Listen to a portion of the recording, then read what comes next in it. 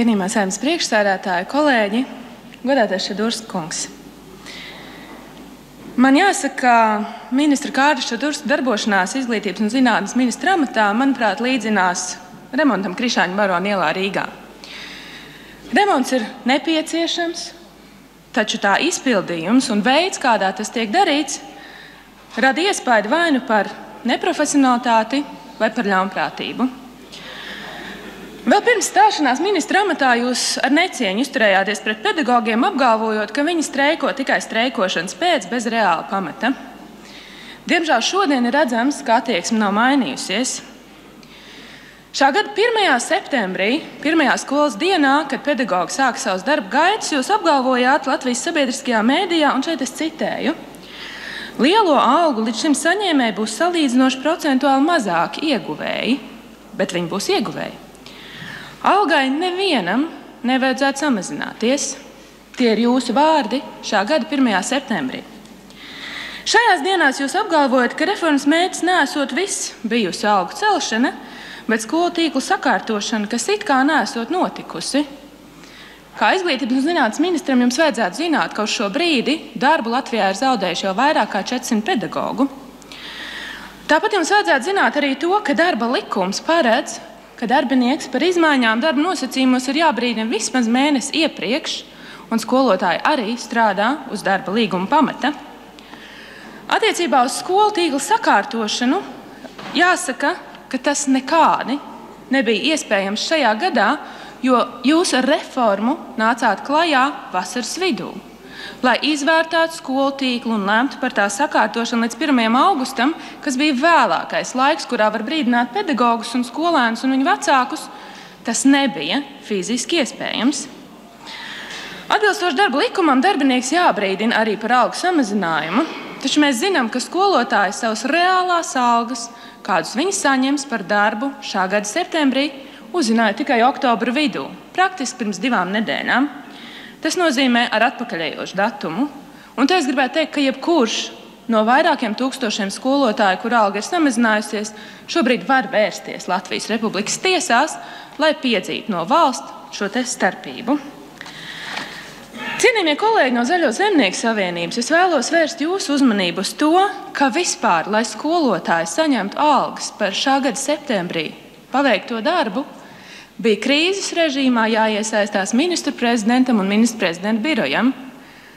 Izglītības un zinātnes ministrs to kaut kādu iemeslu dēļ nebija varējis nokārtot. Izglītības un zinātnes ministra prāta skolotāju kvalifikācijai nozīme ir vienīgi tad, kad skolotājs stāv klases priekšā un gatavo un pasniedz savu priekšmetu. Laikā, kad skolotājs gatavo savas stundas, laikā, kad viņš konsultē skolēnus, laikā, kad viņš pārskata referātus, projektu darbus, klases darbus un mājas darbus, kvalifikācijai nav nozīmes. Vismaz to liecina esošā reforma un esošā atlīdzības sistēma. Par īpašu izglītības un zinātnes ministrijas ierēdņu kompetenci liecina gada slodzes aprēķins profesionālās izglītības pedagogiem, no kura mēs redzam, ka izglītības un zinātnes ministrijas ierēdņi neapzinās, ka profesionālās izglītības iestādēs ir nedēļas, kurās nenotiek mācību stundas, taču skolotāji tik un tā strādā.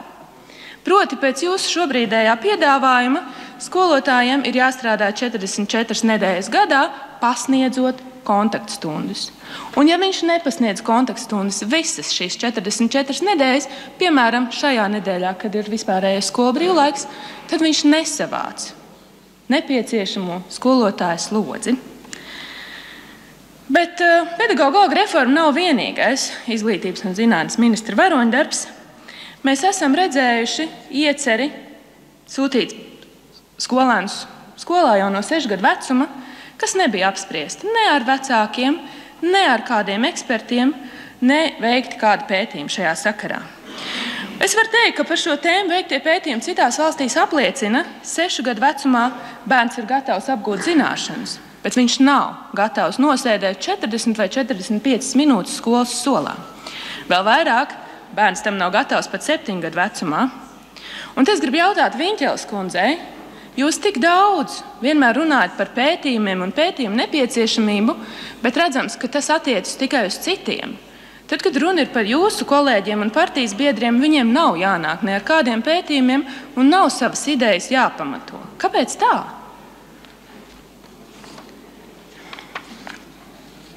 Izglītības un zinātnes ministrijas plāns tuvākajos gados ir izglītībā ieviest kompetenci pieeju.